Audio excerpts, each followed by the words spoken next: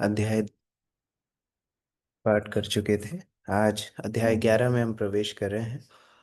भगवान राम का राज्य, सारे विश्व के ऊपर शासन। आरती माता जी पढ़िए। इस अध्याय में यह बताया गया है कि भगवान श्री रामचंद्र जी किस प्रकार अपने छोटे भाइयों सहित अयोध्या नगरी में रहे और उन्होंने किस प्रकार विभिन्न यज्ञों को संपन्न किया। पूर्ण पुरुषोत्तम भगवान श्री रामचंद्र जी ने अपनी पूजा करने वाले अनेक यज्ञ संपन्न किए और इन यज्ञों के अंत में उन्होंने होता, अर्ध्वर्यु, यज्ञ उद्गाता तथा ब्रह्मा आदि पुरोहितों को भूमि दान में दी। उन्होंने क्रमशः पूर्वी, पश्चिमी, उत्तरी तथा दक्षिणी दिशाएं उन्हें दी और जो शेष रहा उसे आचार्य को दिया।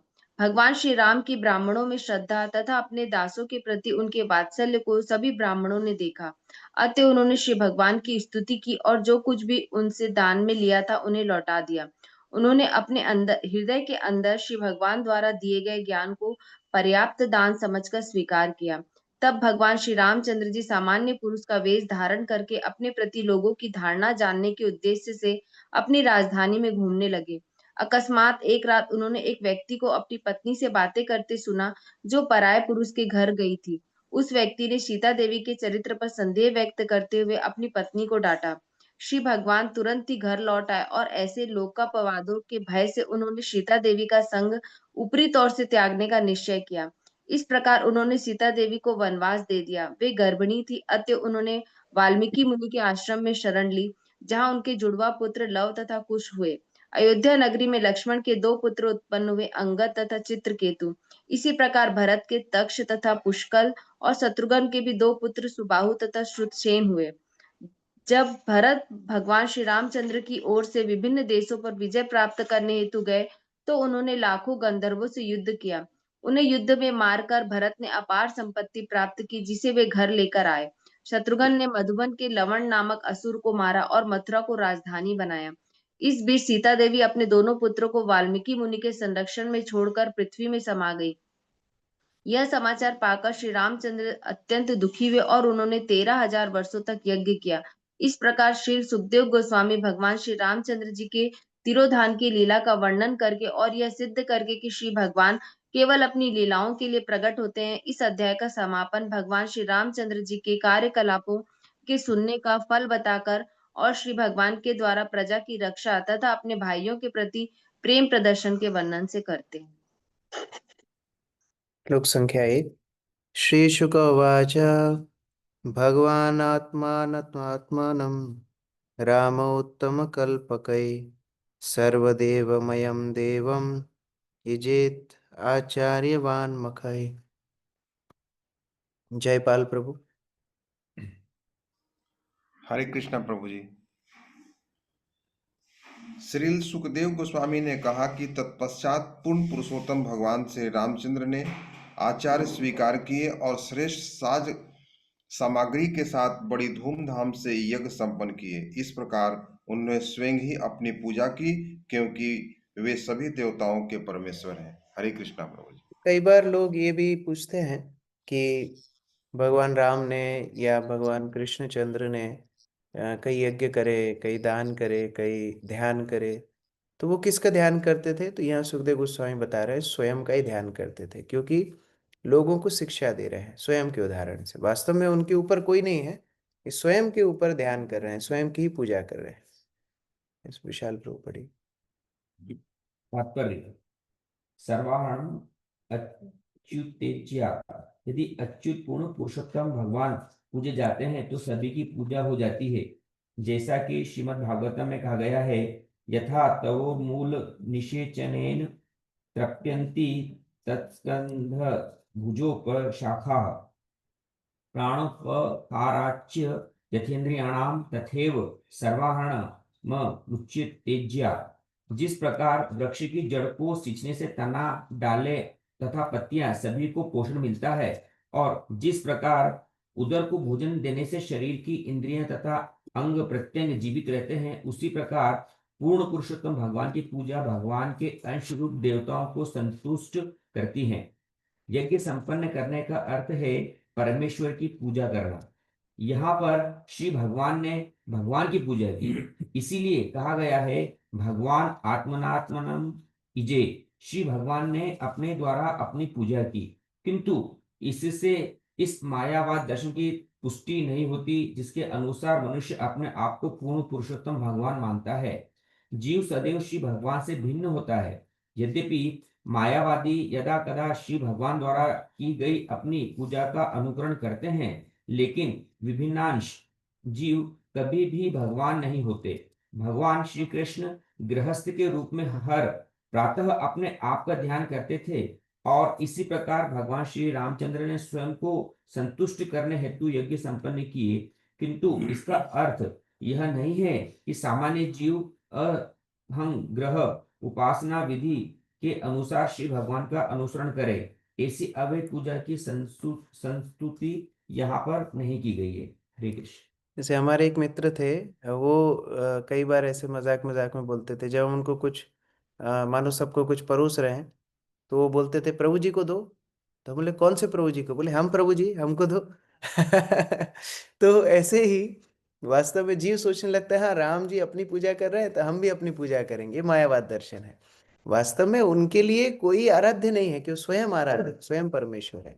इसलिए वो स्वयं की पूजा करके दूसरों को शिक्षा दे रहे हैं कि एक राजा को कैसे राजऋषि होना चाहिए। और ये यज्ञ करने के बाद किस तरह उन्होंने दान दिया, आगे वर्णन हो रहा है।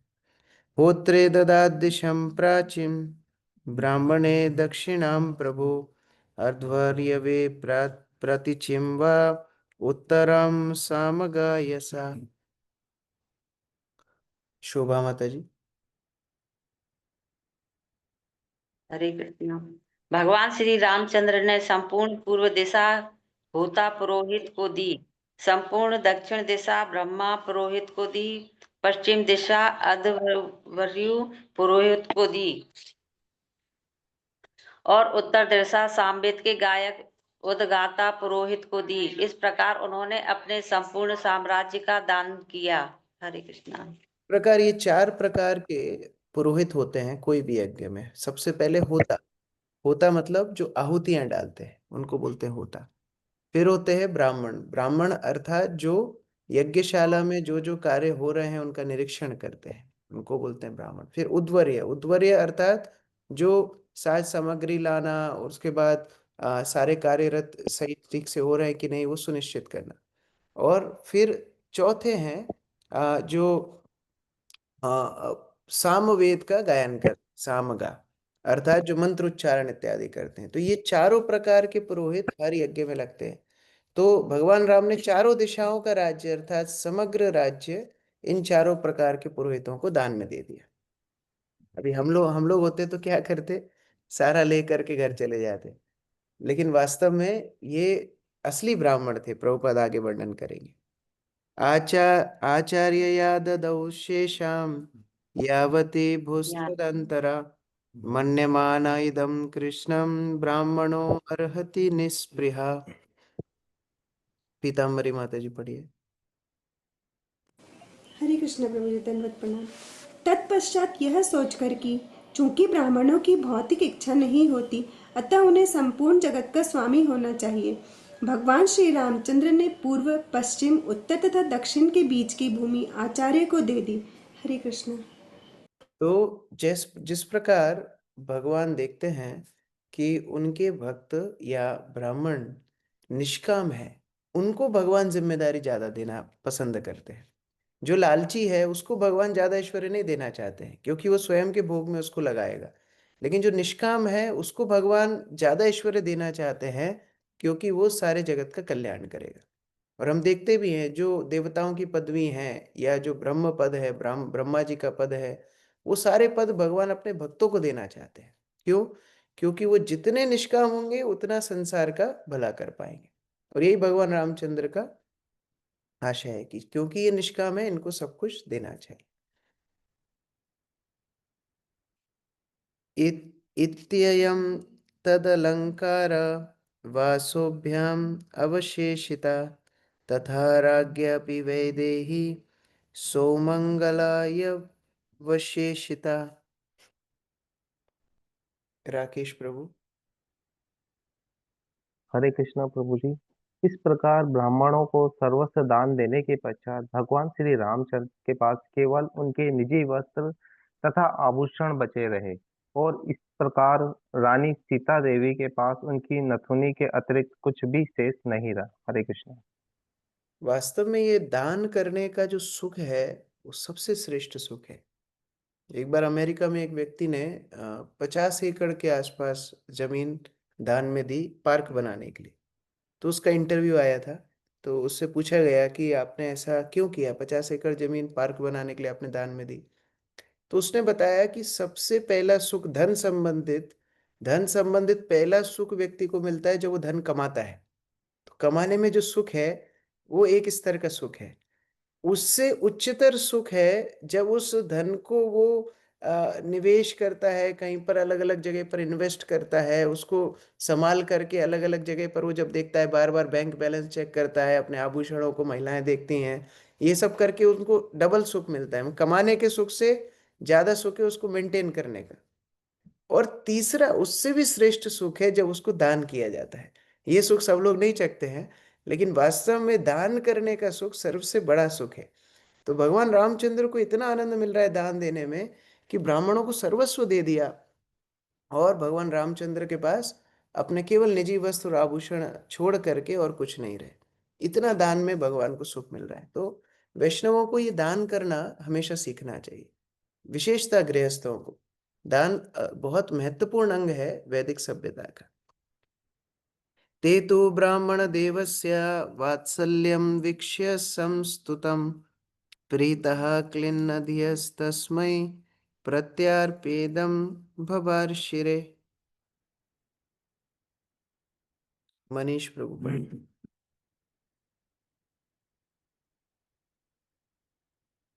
मनीष प्रभु। शुभम प्रभु।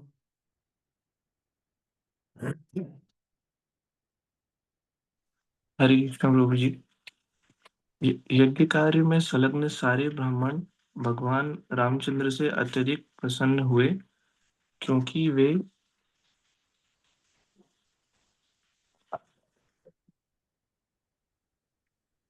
स्क्रीन ये हो रही है क्या? सही में कैसे होता है? मेरे पास तो सही दिख रहा है। अभी ठीक है? हाँ, ठीक। यश प्रभु जी। हरे कृष्ण प्रभु जी। यज्ञ कार्य में संलग्न सारे ब्राह्मण भगवान रामचंद्र से अत्यधिक प्रसन्न हुए, क्योंकि वे ब्राह्मणों के प्रति अत्यंत वत्सल एवं अनुकूल थे। अतः उन्होंने द्रवित होकर दान में प्राप्त सारी संपत्ति उन्हें लौटा दी और इस प्रकार बोले। तो ये ब्राह्मण भी इतने संतुष्ट थे, इतने अपने आध्यात्मिक रूप से उन्नत थे कि उन्होंने अनर्गल संचय करने का मन में नहीं रखा। ये ब्राह्मण का गुण होता है। और वैष्णव अगर ब्राह्मण से श्रेष्ठ है तो वैष्णवों को ये गुण रखना चाहिए। हम लोग देखते हैं जो भारतवर्ष वैदिक सभ्यता की खान है, वही भारतीयों को लोग इतना सम्मान नहीं करते विदेशों में। क्यों? क्योंकि वो ब्राह्मण मानसिकता को छोड़ के कृपण मानसिकता में चले गए। फ्लाइट में जाएंगे तो जितना ज्यादा खा सकते हैं, जितना ज्यादा बटोर सकते हैं वो बटोर के जाएंगे। होटल में जाएंगे तो वहाँ के शैम्पू साबुन टॉवेल सब गायब कर देंगे। हम लोग देखते हैं हमारे यहाँ गेस्ट हाउस से भी टॉवेल्स गायब हो जाती हैं, लोग बैग में रख के ले जाते हैं। बेडशीट्स गायब हो जाती हैं, तकिया गायब हो जाता है। हाँ। और तो और कोई हमको बता रहे थे वृंदावन में कि पंखा निकाल के ले गए लोग, है ना। तो इस तरह भी लोग करते हैं।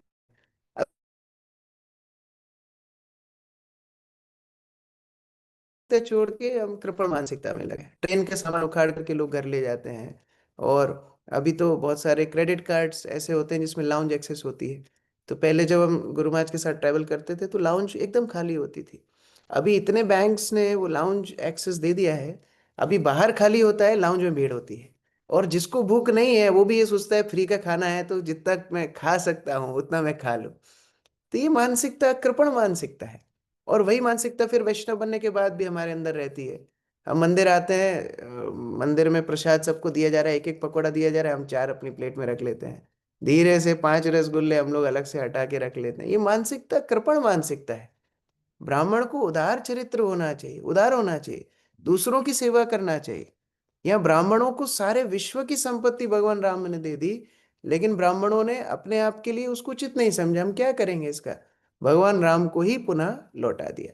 बड़ा सुंदर तात्पर्य श्रील प्रभुपाद ने दिया है। अंकित प्रभु पढ़िए। तात्पर्य।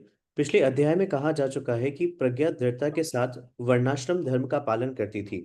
ब्राह्मण लोग ब्राह्मणों की भांति ठीक तरह से कर्म करते थे और क्षत्रिय जन बिल्कुल क्षत्रियों की तरह इत्यादि। अतएव जब भगवान रामचंद्र ने ब्राह्मणों को दान में अपना सर्वस्व दे डाला तो योग तथा चतुर ब्राह्मणों ने विचार किया कि ब्राह्मण समुदाय संपत्ति प्राप्त करके उससे लाभ कमाने के लिए नहीं बना है। ब्राह्मणों के गुण भगवत गीता में दिए गए हैं। शमो दामस्प शोचम क्षांति राजर्मेव च ज्ञानम विज्ञान मास्तिक्यम ब्रह्म कर्म स्वभावजनम। शांत स्वभाव, आत्मसंयम, तपस्या, शुद्धता, सहनशीलता, ईमानदारी, ज्ञान, बुद्धिमत्ता तथा धार्मिकता ये गुण हैं जिनके द्वारा ब्राह्मण कर्म करते हैं। ब्राह्मणों के चरित्र में भूस्वामी बनने तथा प्रजा पर शासन करने के लिए कोई गुंजाइश नहीं है।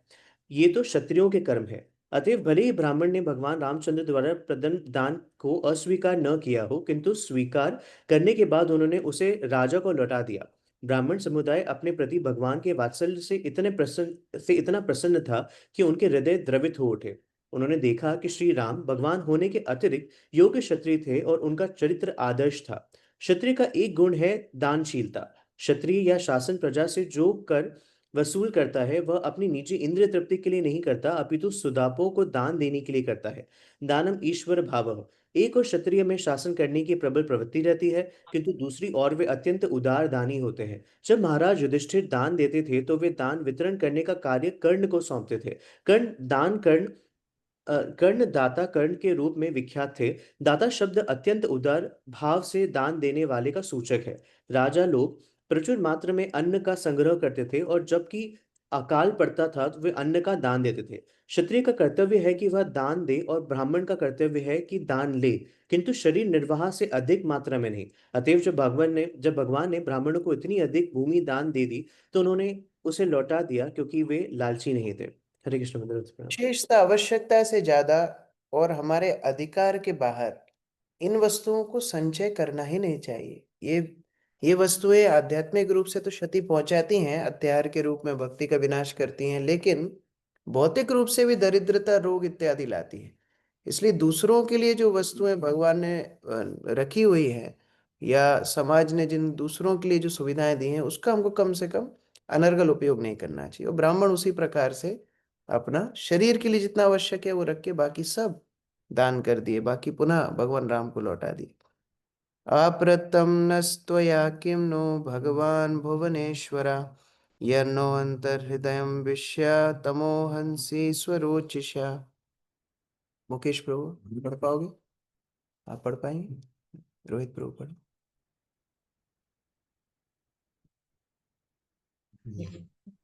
ऐसे हे प्रभु, आप सारे विश्व के स्वामी हैं। आपने हमें क्या नहीं दिया है। आपने हमारे हृदयों आपने हमें क्या नहीं दिया है। आपने हमारे हृदयों में प्रवेश करके अपने तेज से हमारे अज्ञान के अंधकार को दूर किया है। यही सर्वश्रेष्ठ उपहार है। हमें भौतिक दान की आवश्यकता नहीं है। तो वास्तव में भगवान से, गुरु से क्या अपेक्षा करना चाहिए, ये श्लोक से हमें पुष्टि मिलती है। हमें क्या चाहिए, गुरु से क्या चाहिए, कृष्ण से क्या चाहिए? हम लोग यहाँ भक्ति में हमको क्या चाहिए? हमारे हृदय का अंधकार दूर हो और हम उनसे प्रेम कर सकें। केवल इसी के लिए हम लोग भक्ति पथ पर हैं, और कोई वस्तु हमको नहीं चाहिए। तो ये ब्राह्मण लोग भगवान राम को स्तुति कर रहे हैं कि आपने हमारे हृदय में प्रवेश करके जो अज्ञान रूपी अंधकार को निकाल दिया है, उससे बड़ा उपहार क्या हो सकता है? अभी भौतिक दान की हमको आवश्यकता नहीं। ये सबसे बड़ा शिक्षा है सभी भक्तों के लिए। राजीव प्रभु पढ़िए। राजीव चौरसिया प्रभु। तात्पर्य। जब ध्रुव महाराज को पूर्ण पुरुषोत्तम भगवान द्वारा वर दिया जा रहा था तो उन्होंने कहा, हे प्रभु, मैं पूर्ण रूप से संतुष्ट हूँ। मुझे किसी प्रकार के भौतिक वर की आवश्यकता नहीं है। इसी प्रकार जब प्रहलाद महाराज को नरसिंहदेव वर दे रहे थे तो उन्होंने भी उसे लेने से मना कर दिया और यह घोषित किया कि भक्त को उस वणिक अर्थात बनिए के समान नहीं होना चाहिए जो किसी लाभ के बदले में कोई वस्तु देता है। जो व्यक्ति किसी भौतिक लाभ हेतु भक्त बनता है वह शुद्ध भक्त नहीं है। पूर्ण पुरुषोत्तम भगवान सदा से ब्राह्मणों को उनके हृदय में प्रकाश देते रहे हैं। सर्वस्य चाहम हृदय सन्निविष्टो मत्तः स्मृति ज्ञान मपोहनम च। चूंकि ब्राह्मण तथा वैष्णव सदा से पूर्ण पुरुषोत्तम भगवान से मार्गदर्शन पाते रहे हैं, अतएव वे भौतिक संपदा के कभी भी लालची नहीं रहे। जितना अत्यंत आवश्यक है वे उतना ही रखते हैं, परंतु उन्हें विस्तृत साम्राज्य की कामना नहीं रहती। इसका एक उदाहरण वामन देव द्वारा प्रस्तुत किया गया था। ब्रह्मचारी के रूप में वामन देव ने केवल 3 पग भूमि चाहिए थी। अपनी इंद्र तृप्ति हेतु अधिक से अधिक की चाह करना निरा अज्ञान है। ब्राह्मण या वैष्णव के हृदय में इस अज्ञान का स्पष्ट अभाव रहता है। तो संतुष्टता और कृतज्ञता ये दोनों भक्ति के लिए बहुत आवश्यक है। यहाँ दोनों ही लक्षण ब्राह्मणों के अंदर दिख रहे हैं, वो संतुष्ट भी हैं और कृतज्ञ भी हैं। क्योंकि भगवान जितना हमारे जीवन में दे रहे हैं, हमारे जीवन निर्वाह के लिए अगर पर्याप्त है, तो अनर्गल अत्याहार अति प्रयास ये भक्ति में बाधक है।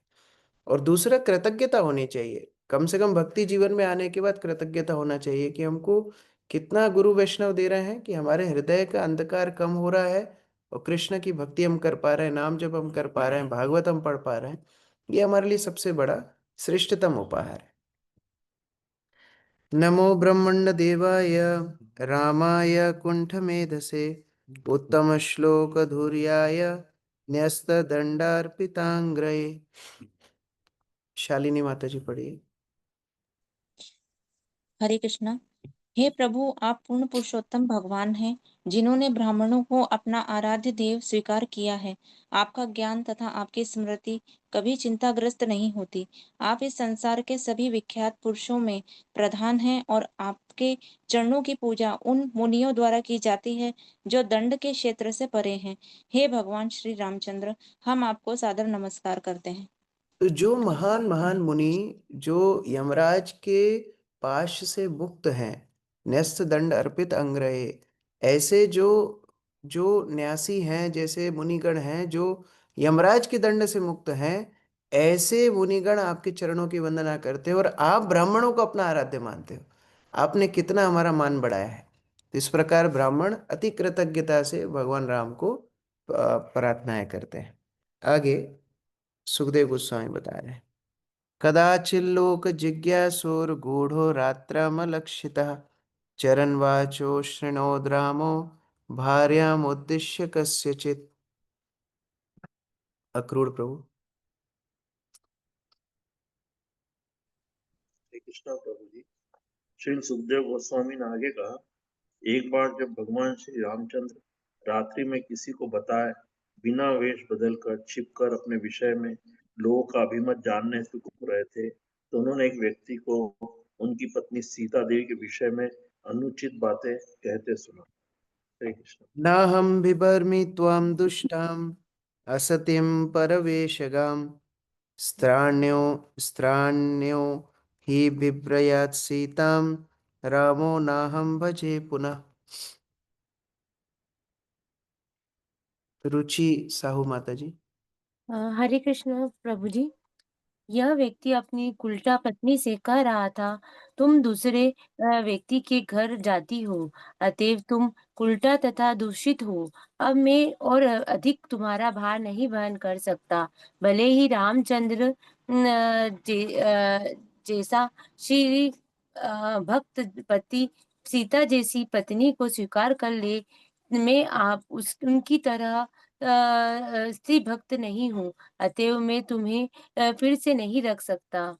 हरे कृष्ण। तो भगवान राम देखने के लिए गए प्रजा कैसी चल रही है, तो एक व्यक्ति अपनी स्त्री को डांट रहा है ये बोल करके कि तुम ये अपेक्षा मत करना कि जैसे भगवान राम लंपट हैं स्त्री लोभ में सीता को रख लिए, उस तरह मैं तुमको नहीं रखूंगा। तुम बाहर जाती हो, दूसरों के साथ संग करती हो, मैं तुमको नहीं रखूंगा।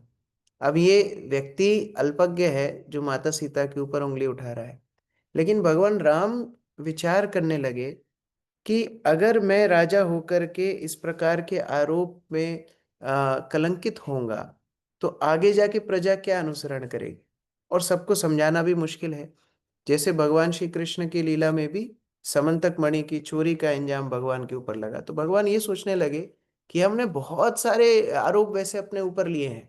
चोरी के आरोप तो बचपन से भगवान के ऊपर लग रहे हैं, और रणछोड़ भी बने, बहुत कुछ किया, लेकिन अभी उनकी ही प्रजा जब उनको चोर समझने लगी समंतक मणि की, तो भगवान ये सोचने लगे कि इनकी श्रद्धा रक्षा करने के लिए मुझे ये कलंक से निवृत्त होना होगा। उसी तरह भगवान राम यहाँ पर विचार कर रहे हैं कि आज ये कलंक हमारे ऊपर होगा तो हम आगे क्या आदर्श प्रस्तुत करेंगे, और पूरा जीवन भगवान राम का मर्यादा को स्थित करने के लिए है। तो वो माता सीता जिनके लिए भगवान राम वन वन भटक रहे थे, विलाप कर रहे थे, पेड़ों से, पत्तियों से, पशुओं से पूछ रहे थे कि मेरी सीता कहाँ है, ऐसे भगवान रामचंद्र जो समुद्र पे पुल बांध करके रावण का वध करके सीता को लेकर के आए, बहुत बहुत परिश्रम के साथ, बहुत कष्ट के साथ उन्होंने माता सीता को वन में भेजा। तो यहाँ पर वो आदर्श उदाहरण अपने राजा राजा होने का प्रस्तुत कर रहे हैं। तो इससे कई शिक्षाएं हैं। एक तो जो नेतृत्व करते हैं उनको बहुत त्याग करना पड़ता है। ये संभव नहीं है कि कोई नेतृत्व भी कर ले और बड़े आराम की जिंदगी भी जिए, तो ये संभव नहीं है। दूसरा है, व्यक्ति उन्हीं को दंड देता है जो उनके बड़े निकट होते हैं, है ना। भगवान रामचंद्र उस व्यक्ति को दंड नहीं दे रहे हैं, क्योंकि ना तो वो समझेगा ना दूसरे समझेंगे। दंड किसको दे रहे हैं? अपनी ही भार्या को दे रहे हैं या अपने आप को दे रहे हैं, क्योंकि दोनों को कष्ट हुआ। भगवान राम को भी कष्ट हुआ, माँ सीता को भी कष्ट हुआ। तो कई बार वैष्णव समाज में भी दंड दिया जाता है, तो वो समझना चाहिए, क्योंकि वैष्णव हमें अपना समझते हैं इसलिए हमें दंड दे रहे हैं। कोई नए व्यक्ति को कोई मंदिर एक दो दिन आ रहा है, एक दो माला जप कर रहा है, उसको वैष्णव कभी डांटेंगे नहीं, कभी हमेशा प्रशंसा ही करेंगे। लेकिन जब वैष्णव हमें दंड देते हैं, डांटते हैं, अधिकार से शासन करते हैं, इसका मतलब हम उनके निकट आ गए हैं। इति लोकात् बहुमुखात् दूरारध्यात् संविदा पत्याभितेन सा त्यक्त्वा प्राप्ता प्राचेतसाश्रमम्। हंसराज प्रभु। हरे कृष्णा प्रभु जी। श्री सुखदेव गोस्वामी ने कहा, अल्पज्ञ तथा घृणित चरित्र वाले व्यक्ति बिना कार्य की बातें करते रहते हैं। ऐसे धूर्तों के भय से भगवान श्री रामचंद्र ने अपनी पत्नी सीता देवी का त्याग किया। यद्यपि वे गर्भिणी थी, इस प्रकार सीता देवी वाल्मीकि मुनि के आश्रम में गई। धन्यवाद प्रणाम प्रभु। हरे कृष्ण। इसमें लोग भगवान राम के ऊपर ही आरोप लगाने लगते हैं आजकल के। वो बोलते हैं देखो कितने क्रूर थे, उन्होंने सीता देवी गर्भवती थी, उसके बाद भी छोड़ दिया, वन में भेज दिया। लोगों को विचार करना चाहिए, तुमको सुन के दुख हो रहा है, भगवान राम को कितना दुख हो रहा होगा। उनकी तो स्वयं की भार्या है, उनकी स्वयं की पत्नी, उनके साथ में पूरा जीवन भगवान राम एक निष्ठ रहे, उनको कितना दुख हुआ होगा। लेकिन अपने कर्तव्य का निर्वाह करने के लिए उन्होंने ये कष्ट को उठाया। क्या कहो? अंतर्वन्त्यागते काले यमौ शुवे सुतौ कुशोलविति ख्यातौ तयोश्चक्रे क्रिया मुनि। हरिप्रिया माता जी। समय आने पर गर्भवती सीता देवी ने जुड़वा पुत्रों को जन्म दिया, जो बाद में लव तथा कुश नाम से विख्यात हुए। उनका जात कर्म संस्कार वाल्मीकि मुनि द्वारा संपन्न हुआ। अंतर्वन्ति आगते काले यमौ शुशवे सुतौ। अच्छा ये हो अंगदाश्चित्रकेतुश्च लक्ष्मणस्यात्मजौ स्मृतौ तक्षा पुष्कल इति अस्तां भरतस्य महीपते। अंश प्रभु पढ़िए, ऐसे ही पढ़ो। हे महाराज परीक्षित, भगवान लक्ष्मण जी के दो पुत्र हुए, जिनके नाम अंगद तथा चित्रकेतु थे। और भगवान भरत जी के भी दो पुत्र हुए, जिनके नाम तक्ष तथा पुलकश थे। सुबाहुश्रुतसेनश्च शत्रुघ्नस्य बभूवतु गन्धर्वान् कोटिशो जज्ञे भरतो विजय दिशां तदीयं धनम् आनीय सर्वं राज्ञेन वेदयत्। शत्रुघ्नस्माघो पुत्रं लवणं नाम राक्षसं हत्वा मधुवने चक्रे मथुरां नामावै पुरीम्। अब भगवान की, कृष्ण की लीलाओं की भूमिका रखते हुए मथुरापुरी की स्थापना कैसे हुई वो भी वर्णन यहाँ पर कर रहे हैं। योगेश पांचाल प्रभु। हरे कृष्ण प्रभु जी, दंडवत प्रणाम। शत्रुघ्न के सुबाहु तथा श्रुतसेन नामक 2 पुत्र हुए। जब भरत सभी दिशाओं को जीतने निकले तो उन्हें करोड़ों गंधर्वों का वध करना पड़ा, जो सामान्यतः कपटी होते हैं। भरत जी ने उनकी संपूर्ण संपत्ति छीन ली और लाकर भगवान श्री रामचंद्र को अर्पित कर दिया। शत्रुघ्न ने भी लवण नामक एक राक्षस का वध किया, जो मधु राक्षस का पुत्र था। इस प्रकार उन्होंने मधुवन नामक महान जंगल में मथुरा नामक पुरी की स्थापना की। तो शत्रुघ्न मथुरा के राजा बने और उन्होंने वहाँ लवणासुर का वध किया। अभी भी मधुवन में वो मंदिर है सुंदर, और लवणासुर की गुफा है जहाँ शत्रुघ्न ने उनका वध किया। मुनौ निक्षिप्य तनयौ सीता भरतरा विवासिता ध्यायन्ति चरणौ विवरं प्रविवेशः। पिंकी पालीवाल माता जी।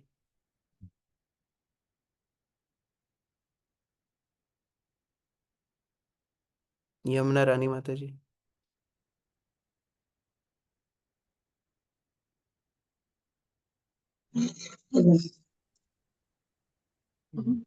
अपने पति द्वारा परित्यक्त सीता देवी ने अपने दोनों पुत्रों को वाल्मीकि मुनि की देखरेख में सौंप दिया।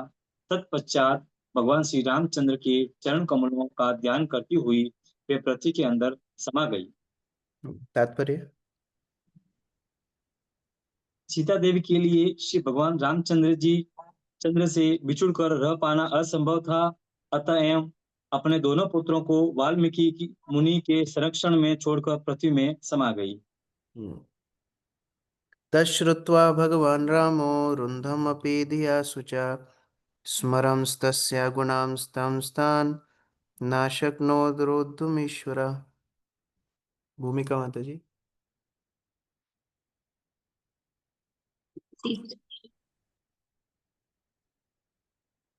सीता देवी के पृथ्वी में प्रविष्ट होने का समाचार सुनकर पूर्ण पुरुषोत्तम भगवान निश्चित रूप से दुखी हुए। यद्यपि वे पूर्ण पुरुषोत्तम भगवान हैं, किंतु सीता देवी के महान गुणों का स्मरण करके वे दिव्य प्रेमवश अपने शोक को न रोक सके।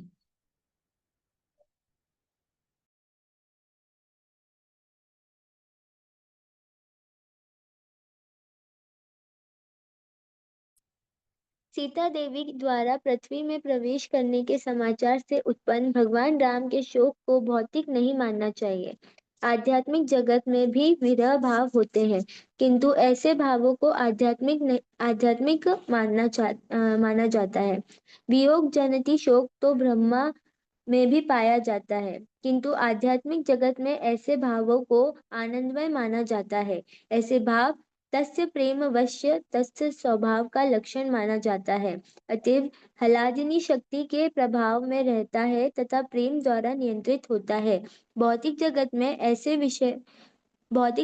ऐसे वियोग केवल विकृत प्रतिबिंब होते हैं। तो भगवान राम का माँ सीता के साथ विरह या माँ सीता का भगवान राम के साथ विरह, यह आध्यात्मिक विरह है। जैसे गोपियों का भगवान कृष्ण से या चैतन्य महाप्रभु का भगवान से, ये सब आध्यात्मिक विरह के लक्षण है। लेकिन कोई सोचेगा कि हर पति पत्नी के बीच का विरह आध्यात्मिक है, तो उसके लिए अगले श्लोक में सुखदेव गोस्वामी स्पष्ट कर रहे हैं। स्त्री पुं प्रसंग एकदृक् सर्वत्र त्रासमावह अपीश्वराणां किमुत ग्राम्यस्य ग्रहचेतसा। परमवीर प्रभु।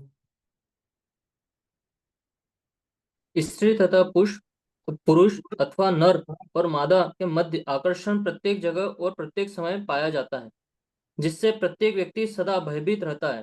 जहाँ तक कि ब्रह्मा तथा शिव जैसे नियंताओं में भी ऐसी भावनाएं पाई जाती हैं और उनके लिए भी ये भय के कारण है। तो फिर उन लोगों के विषय में क्या कहा जाए जो इस भौतिक जगत में ग्रस्त जीवन के प्रति आसक्त हैं? महारानी माता जी तात्पर्य।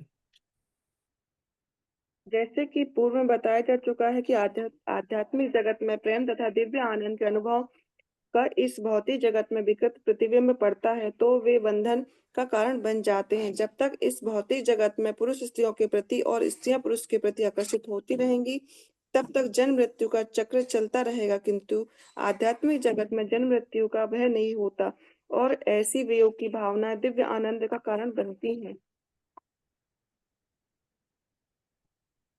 वास्तव में अनुभवों की विद्वत्ता होती है किंतु वे सब दिव्य आनंद के समान गुण वाले हैं।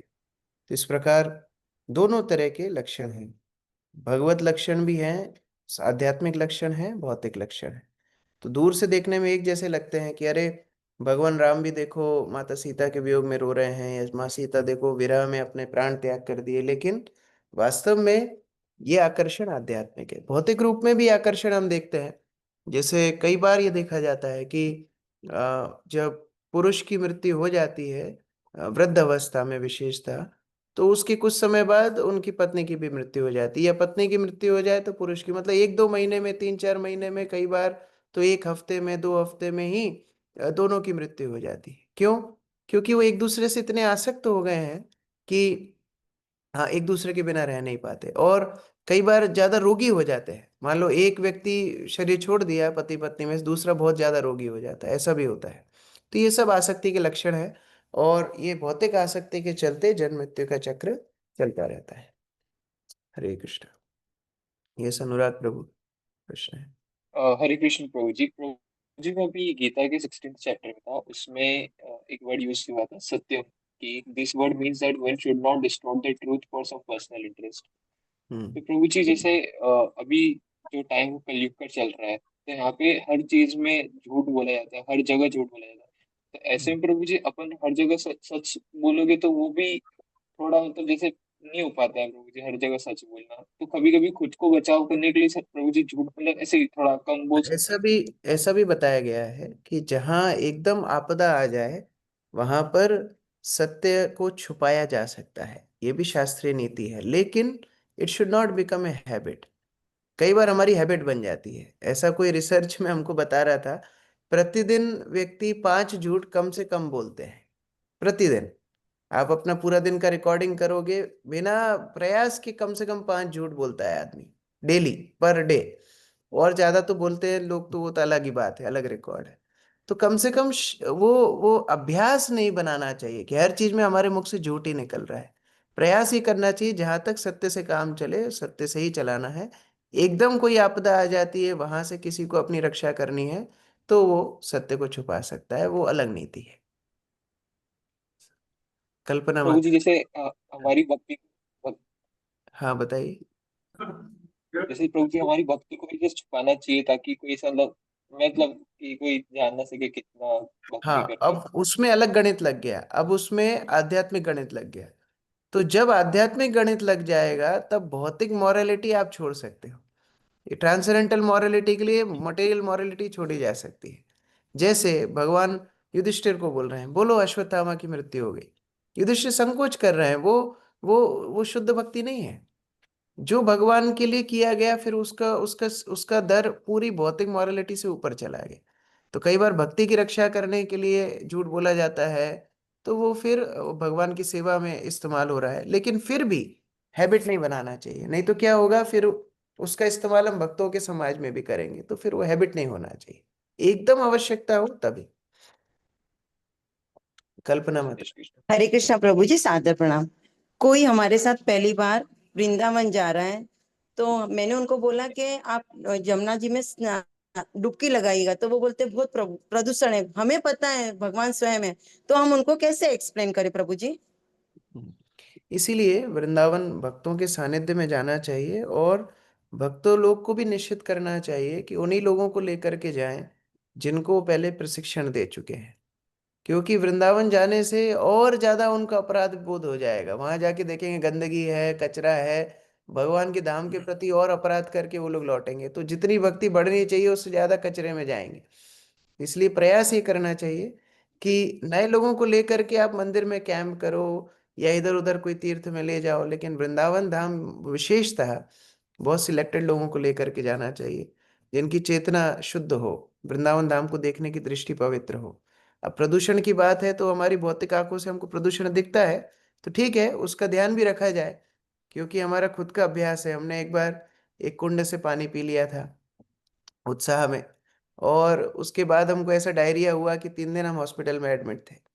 तो उनकी बात भी गलत नहीं है, क्योंकि भौतिक दृष्टि हमारी है तो धाम भी हमको भौतिक दिखता है, उसका प्रभाव भी भौतिक होता है। लेकिन जब दृष्टि शुद्ध होगी तो धाम भी शुद्ध दिखेगा, उसका प्रभाव भी शुद्ध होगा। इसलिए वो बातों का ध्यान रखना चाहिए। अनुराधा माता जी। हरे कृष्णा प्रभु जी। हम लोग अभी है ना स्कंद पढ़ रहे हैं, चतुर्थ स्कंद। उसमें अध्याय 7 में श्री कृष्ण, विष्णु और विष्णु तत्व, इन 3 के बारे में बोला है। 43 नंबर पे श्लोक, तो वो समझना था प्रभु जी। थोड़ा विस्तृत विषय है, मैं कल इसको कवर कर सकता हूँ। संक्षिप्त में समझाना थोड़ा सा मुश्किल होगा, तो थोड़ा विस्तृत विषय है कृष्ण तत्व विष्णु तत्व, ये फिर हम आगे कभी समझाएंगे। हंसराज प्रभु, आखिरी क्वेश्चन। हरे कृष्णा प्रभु जी, धन्यवाद प्रणाम। प्रभु जी, जात कर्म संस्कार क्या होता है? जात कर्म संस्कार अर्थात जब बच्चे की नाल को काटा जाता है माता के नाल से, उसको जात संस्कार बोलते हैं। अभी तो नर्स ही काट देती है, तो वो जात संस्कार होता नहीं है। पहले पूर्व में कुल गुरु को बुलाया जाता था, वो विधिवत रूप से नाल काटने का संस्कार करते थे। प्रभु जी, कोई उसमें क्वेश्चन है? उसमें ब्राह्मणों को पिता आराध्य देव क्यों माना? उसमें पिता पगड़ी बांधते हैं, बहुत दान करते हैं। नंद महाराज ने भगवान के लिए किया था जात संस्कार, शांडिल्य मुनि आए थे। प्रभु जी, प्रभु जी ब्राह्मणों मेरे को 2-3 क्वेश्चन। हरे हंसराज। कृष्णा प्रभु जी।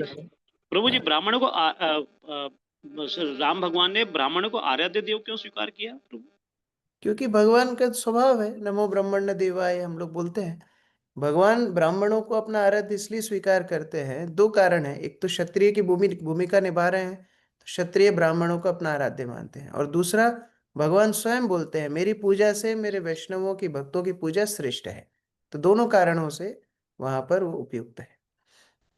एक आखिरी क्वेश्चन प्रभु जी, ये युधिष्ठिर महाराज जब दान देते थे तो कर्ण को ये कार्य क्यों सौंपते थे प्रभु जी? कोई ना कोई काम में तो उसको लगाना है, तो किस काम में लगाएंगे? चलो तुम दान दो। दुर्योधन को लगाते थे काउंटिंग करने, कर्ण को लगाते थे बांटने। नहीं तो खाली दिमाग शैतान का घर, ये लोग फिर उत्पात मचाएंगे। तो कोई ना कोई काम में लगा करके रखते थे। ठीक है। प्रभु जी, हरे कृष्णा प्रभु जी, धन्यवाद। यस प्रभु जी हरे कृष्णा। यस, बोलिए। अरे प्रभु जी, कब से इंतजार कर रहा हूँ प्रभु जी, आप क्वेश्चन ही नहीं मेरे लेते प्रभु जी। बताइए क्या प्रश्न है। प्रभु जी, प्रश्न एक तो ये है कि श्लोक नंबर 18 में जो स्क्रीन में जो चल रहा था प्रभु जी, कि 7 आने एक विख्यात सुंदर व्यवसाय लिखा हुआ था प्रभु जी स्क्रीन पे, और पुस्तक में लिखा हुआ है कणिकाएं, तो एक ही अर्थ होता है प्रभु जी इनका क्या? हाँ, मतलब अलग अलग तरह के जो दासियां होती थी उस समय पर, उनको कणिका या वेश्याएं करके संबोधित किया गया। दूसरा क्वेश्चन है प्रभु जी कि प्रभु जी अगर वृंदावन अभी जाएंगे तो हमें नित्य वहां पर जाओ तो दर्शन सभी करवा दीजिए प्रभु जी, ताकि हमें भी दर्शन हो जाएंगे प्रभु जी। ओके, प्रयास करेंगे। हरि ओम। तीसरा क्वेश्चन प्रभु जी है कि मेरा निवेदन है, हाथ जोड़ के चरण स्पर्श कर रहा हूँ प्रभु जी, कि हमें कम से कम पढ़ने का मौका दीजिए प्रभु जी। उज्जैन वालों को आप अधिक पढ़ने का मौका देते हो प्रभु जी, अच्छा, ऐसा है। विशेष अच्छा, ठीक निवेदन है। है प्रभु जी। ओके, ठीक है, सबको पढ़ने का मौका है। सब म्यूट करके जोर जोर से हर श्लोक पढ़ा करो, म्यूट करके। ठीक है, सारे श्लोक अनुवाद तात्पर्य म्यूट करके सब तेज तेज पढ़ा करो। हर श्लोक आप पढ़ सकते हो, अनम्यूट करके हो सकता है 2-4 दिन में एक बार समय आए, टाइम आए या मौका आए, लेकिन रोज ही आप म्यूट करके पूरे श्लोक जोर जोर से पढ़ सकते हो। ठीक है।